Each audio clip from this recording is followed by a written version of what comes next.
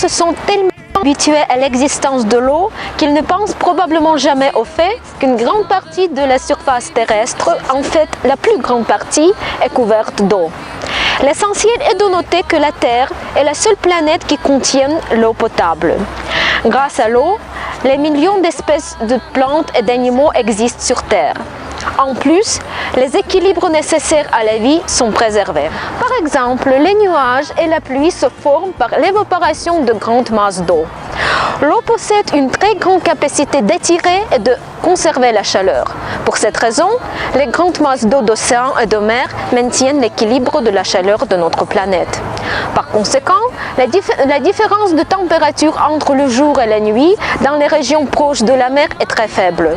Cela rend ces régions plus habitables. Parce que les océans réfléchissent moins les rayons du soleil que ne le fait la Terre, ils reçoivent plus d'énergie solaire, mais ils dispersent cette chaleur d'une manière plus équilibrée. Donc, les océans refroidissent les régions équatoriales et empêchent de devenir trop chaudes. En même temps, ils réchauffent les eaux de régions polaires afin de les empêcher de se geler complètement. Grâce à la transparence de l'eau, les mousses aquatiques peuvent accomplir la photosynthèse sous la surface de l'océan. L'eau est la seule substance qui se dilate quand elle se gèle. C'est grâce à cette propriété que les mers et les océans ne se gèlent pas du bas vers le haut. Toutes les propriétés physiques et chimiques de l'eau nous montrent que ce liquide a été spécialement créé pour les besoins des hommes. Ce n'est sûrement pas par hasard que l'eau, aux caractéristiques pareilles, ne soit disponible sur aucune autre planète sauf la Terre.